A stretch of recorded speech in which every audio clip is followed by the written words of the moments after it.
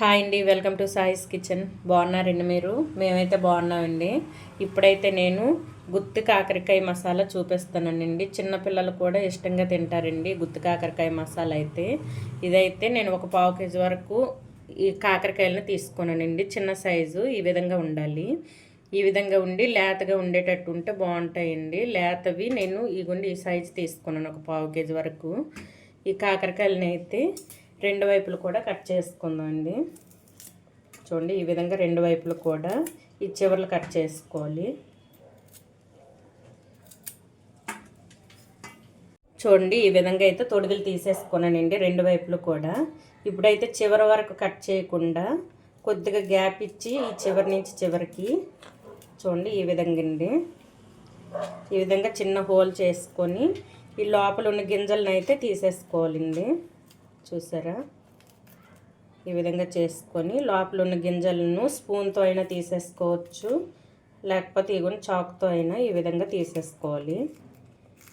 చూడండి, ఈ విధంగా ఇవన్నీ కూడా అదే విధంగా అండి, చివరి వరకు కాకుండా ఈ విధంగా చేసుకుంటూ ఈ లోపల ఉన్న గింజలు మొత్తం తీసేసుకోవాలి. చూసారా, ఈ విధంగా అండి, ఈ విధంగా అయితే తీసేసుకుందాం. ఇవన్నీ కూడా అదే విధంగా చేద్దామండి. తీసేసుకొని మొత్తం లోపల ఉన్న పిక్కలు మొత్తం తీసేసుకోవాలి. చూడండి, ఈ విధంగా అయితే మొత్తం తీసుకున్నానండి. చూడండి, ఎక్కడ గింజలు లేకుండా ఈ విధంగా వేను పెట్టైనా తీసేసుకోవాలండి. చూసారా, మొత్తం క్లీన్ చేసుకోవాలి. ఇందులో మనం స్టఫ్ చేసుకుంటాం కదండి, అటువంటిప్పుడైతే మనకి ఈ ఖాళీగా ఉండాలండి. చూసారా, ఈ విధంగా ఉంచేసుకోండి. ఇప్పుడైతే వేరే చిన్న ప్లేట్ తీసేసుకొని ఇందులో కొద్దిగా పసుపు, కొద్దిగా సాల్ట్ అండి, ఇవి వేసేసుకొని మొత్తం ఈ రెండు కలిపేసుకొని ఇప్పుడు మనం తీసుకున్న వీటిపైన అయితే చల్లేసుకుందాం. ఈ కాకరకాయల పైన అయితే చల్లేసుకుందాం అండి. వీటికి పట్టించాలి. ఈ విధంగా చేయడం వల్ల సగం చేదు పోద్దండి, మనకి ఈ కాకరకాయలో ఉండే చేదు పోద్ది. చూడండి, ఈ విధంగా అన్నింటికి కూడా మనం కలిపి పెట్టుకున్న పసుపు సాల్ట్ని పట్టేద్దామండి వీటికి. చూసారా, ఈ విధంగా పట్టించుకోవాలి. పట్టించుకొని ఒక 15 మినిట్స్ వరకు ఉంచేసుకోవాలండి పక్కన. ఈ విధంగా మొత్తం అన్నిటికి పట్టించి 15 మినిట్స్ అయితే పక్కన పెట్టేసుకుందాం. ఆ విధంగా చేయడం వల్ల దీంట్లో ఉన్న చేదు మొత్తం వాటర్ రూపంలో వచ్చేస్తుందండి.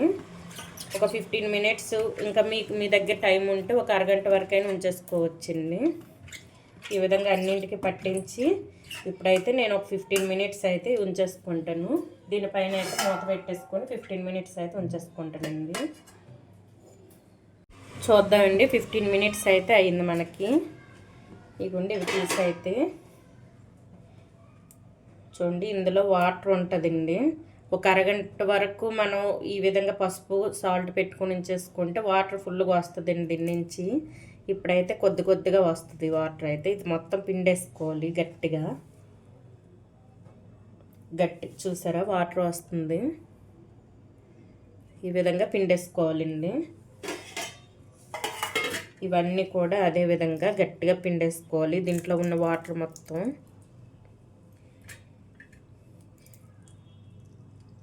చూడండి,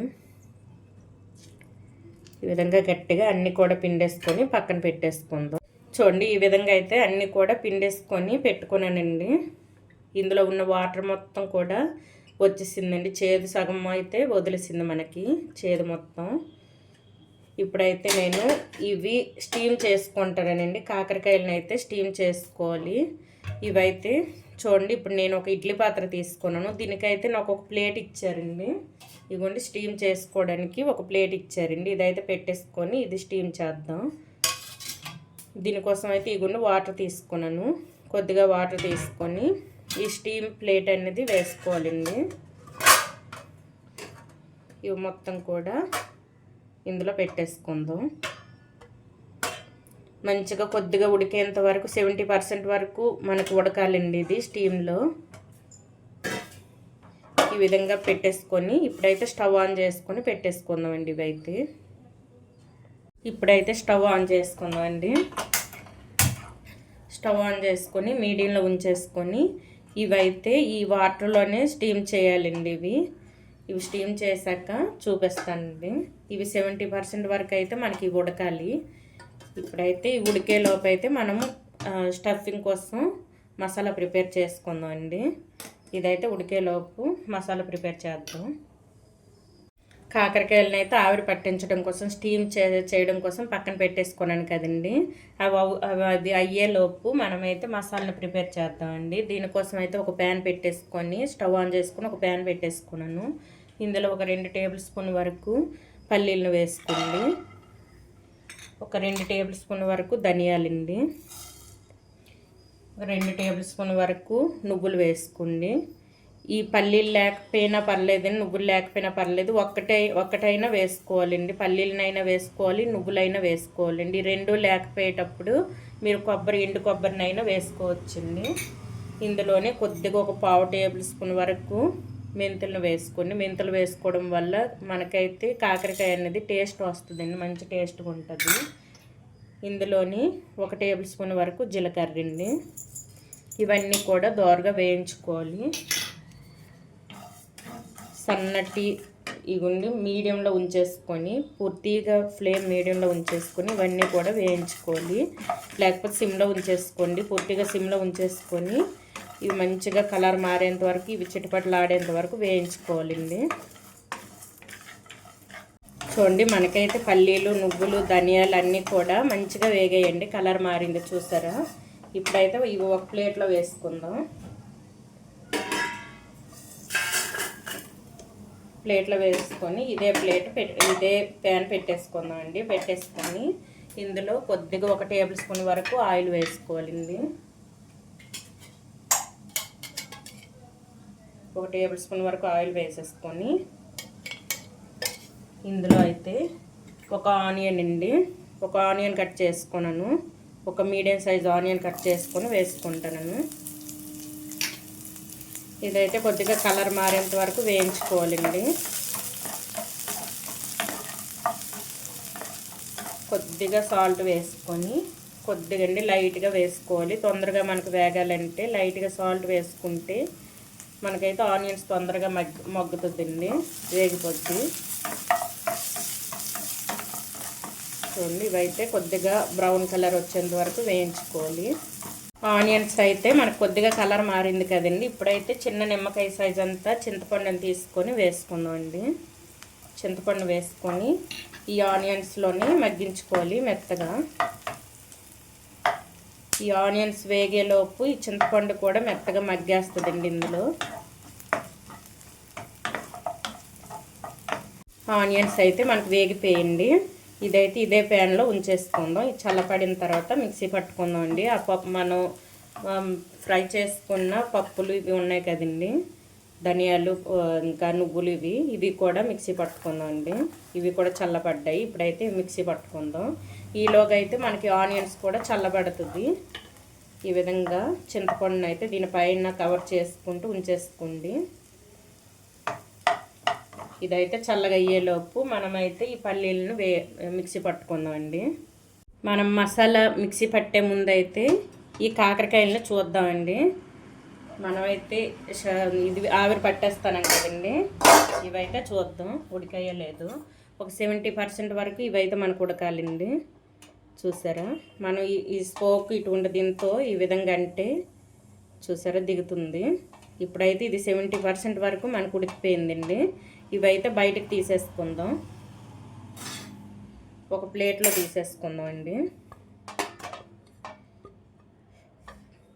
ఇవి కొద్దిగా చల్లార్చుకోవాలండి, ఎందుకంటే మనకు స్టఫ్ రెడీ చేస్తాను కదండి. ఇవైతే చల్లార్చుకుందాం.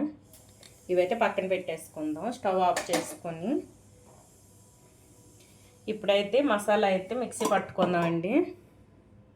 ఒక మిక్సీ జార్ తీసుకుందాం అండి. తీసేసుకొని మనం ఫ్రై చేసి పెట్టుకున్న పల్లీలు, ధనియాలు ఉన్నాయి కదండి, బాగా చల్లగా అయిపోయి ఇవైతే మిక్సీ పట్టుకుందాం.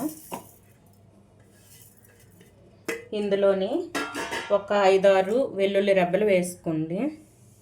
వేసుకొని ఇది బరకగా మిక్సీ పట్టిన తర్వాత మనం ఫ్రై చేసి పెట్టుకున్న ఆనియన్స్ ఉన్నాయి కదండి, ఆనియన్స్, చింతపండు అవి కూడా ఇందులో వేసుకొని మిక్సీ పట్టుకుందాం. ఇప్పుడు ఇదైతే బరకగా మిక్సీ పట్టి చూపిస్తానండి. ఈ విధంగా అయితే బరకగా ముందుగా మిక్సీ పట్టుకోవాలండి. ఇది వాటర్ వేయకుండా మిక్సీ పట్టుకోండి. ఇప్పుడైతే ఇందులో మనం ఫ్రై చేసి పెట్టుకున్న ఆనియన్స్ని కూడా వేసుకుందాం. ఆనియన్స్, చింతపండు ఉన్నాయి కదండి, ఇవి కూడా వేసుకుందాం అండి.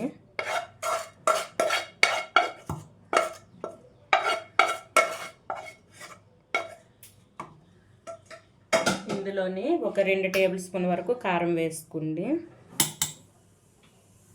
కొద్దిగా పసుపు అండి, కొద్దిగా పసుపు వేసుకోండి. ఒక 1/2 టేబుల్ స్పూన్ వరకు పసుపు వేసుకోండి. ఇందులోని టేస్ట్కి సరిపడా సాల్టు,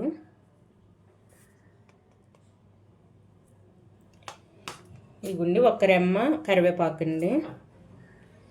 ఇప్పుడైతే ఇది మిక్సీ పట్టుకుందాం. కొద్దిగా వాటర్ వేసుకోవాలండి. కొద్దిగా ఒక 2 టేబుల్ స్పూన్ వరకు వేసుకుంటే సరిపోద్ది. ఎంతండి. ఇప్పుడు ఇదైతే మెత్తగా మిక్సీ పట్టుకుందాం. చూడండి, ఈ విధంగా అయితే మిక్సీ పట్టుకోవాలండి. ఒక 2-3 స్పూన్ల వరకు వాటర్ వేసుకొని ఈ విధంగా మిక్సీ పట్టుకోండి. గట్టిగా ఉండాలండి మనకి. ఈ విధంగా ఉండేటప్పుడు ఇవన్నీ మనం కాకరకాయలు ముందుగా మనం ఇవి స్టీమ్ చేసుకొని ఉంచేసుకున్నాం కదండి, వీటిల్లో అయితే ఇవి పెట్టేసుకుందాం. మొత్తం కూడా ఈ విధంగా ఈ పేస్ట్ని ఇందులో పెట్టేసుకోవాలండి. చూడండి, ఈ విధంగా అన్నింటికి కూడా ఇదే విధంగా పెట్టేసుకోవాలి. మొత్తం కూడా అన్నింటికి ఈ విధంగా పెట్టేసుకుందాం అండి. కొంచెం మిగిలిపోయినా పర్వాలేదండి, అది మళ్ళీ మీరు వేయించుకునేటప్పుడు కూడా ఇవి వేయించుకుంటాం కదండి, అప్పుడు కూడా వేసుకోవచ్చు. ఈ విధంగా ఫుల్ పెట్టేసుకోండి. అన్నీ కూడా ఇదే విధంగా పెట్టి చూపిస్తానండి. చూడండి, ఈ విధంగా మొత్తం కూడా స్టఫ్ చేసుకోవాలండి. స్టఫింగ్ పెట్టుకోవాలి ఈ విధంగా. నాకైతే నేను చేసుకున్న పేస్ట్ అయితే కరెక్ట్గా సరిపోయిందండి, వీటికైతే మిగలలేదండి. ఈ విధంగా అయితే పెట్టేసుకోండి. పక్కన పెట్టేసుకొని నేను ముందైతే స్టవ్ ఆన్ చేసుకొని కొద్దిగా హీట్గా పెట్టేసుకున్నానండి. ప్యాన్ అయితే కొద్దిగా హీట్లో ఉంది. ఇప్పుడైతే ఒక 2 టేబుల్ స్పూన్ వరకు ఆయిల్ వేసుకోండి. ఆయిల్ వేసేసుకొని ఇది కొద్దిగా వేడి అవ్వాలండి. చూడండి, మనకైతే ఆయిల్ వేడైందండి. ఇప్పుడైతే మనం రెడీ చేసి పెట్టుకున్న కాకరకాయలని పెట్టేసుకుందాం. నేనైతే ఒక 7 వరకు చేసుకున్నానండి. ఇవి ఈ 7 కూడా పెట్టేసుకుందామండి.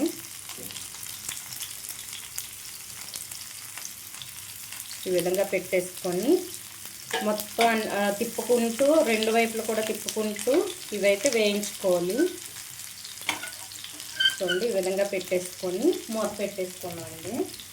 ఇవి మీడియంలో ఉంచేసుకొని మొత్తం వేయించుకోవాలండి. ఇవి ఒకవైపు వేగిన తర్వాత రెండో వైపు కూడా తిప్పుకొని మనమైతే వేయించుకుందాం. చూద్దామండి మనకైతే ఎంతవరకు వేగాయో. చూడండి, మనకైతే ఒకవైపు వేగేయండి, రెండో వైపు కూడా తిప్పేసుకుందాం.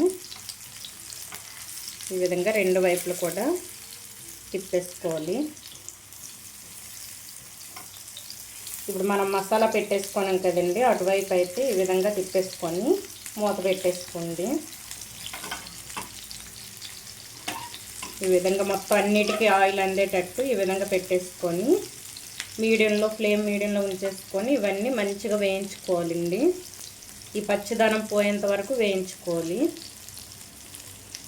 ఈ విధంగా 2 వైపులా మార్చుకుంటూ తిప్పేసుకొని వేయించుకోవాలండి. ఇవి వేగిన తర్వాత చూపిస్తానండి. ఇప్పుడైతే మూత పెట్టేసుకుందాం. చూడండి, మనకైతే గుత్తి కాకరకాయ మసాలా కర్రీ అయితే రెడీ అయిపోయింది. చూడండి, ఈ విధంగా అయితే వేయించుకోవాలండి. చూసారా, మనకైతే ఉడికిపోయిందండి కాకరకాయ అన్నది. లోపల మనకి స్టఫ్ పెట్టాం కదండి, అది కూడా ఉడికిపోయింది. ఇప్పుడైతే ప్లేట్లో తీసేసుకుందాం. ఇవన్నీ కూడా ప్లేట్లో తీసేసుకుందామండి. మంచిగా ఉడికాయండి, మొత్తం కూడా మంచిగా ఉడికాయి. ఇప్పుడు ఇది చేదు కూడా ఉండదండి, చిన్నపిల్లలు కూడా తినేయవచ్చు, మంచిగా ఉంటుందండి. మనం శనగ పలుకులు ఇవన్నీ కూడా వేసాం కదా, టేస్ట్ కూడా బాగుంటుంది. ఈ విధంగా అయితే చేసుకోండి. ఇవైతే ఒక ప్లేట్లో వేసి చూపిస్తానండి. చూడండి, మనకి ఎంతో టేస్టీ గుత్తి మసాలా కాకరకాయ అయితే మనకి రెడీ అయిపోయిందండి. ఇవైతే చిన్నపిల్లలు కూడా ఇష్టంగా తింటారండి. ఈ విధంగా చేసి పెట్టుకోండి. మీరు రసం అయినా పప్పుచారు అయినా చేసేటప్పుడు ఈ విధంగా సైడ్ డిష్గా ఈ విధంగా చేసి పెట్టుకోండి, బాగుంటుంది. ఎక్కువ చేదు కూడా ఉండదండి, ఎందుకంటే మనం స్టీమ్ పెట్టేసుకున్నాం కదండి. ఈ స్టీమ్ పెట్టేసుకున్నాం కాబట్టి కాకరకాయ చేదు మొత్తం పోద్దండి, సగానికి సగం పోద్ది చేదు మొత్తం. ఈ విధంగా అయిన తర్వాత మనం వేయించుకున్నాం కాబట్టి అంత చేదు ఉండదండి ఇందులో. ఈ విధంగా అయితే చేసుకొని పెట్టండి, తినని వాళ్ళు కూడా తింటారండి. కాకరకాయ గుత్తి మసాలా కాకరకాయ ఈ విధంగా చేసి పెట్టుకోండి. ఈ గుత్తి మసాలా కాకరకాయ రెసిపీ కనుక మీకు నచ్చినట్లయితే అండి లైక్ చేయండి, షేర్ చేయండి, నా ఛానల్ను సబ్స్క్రైబ్ చేసుకోండి. ఓకే, బాయ్ అండి.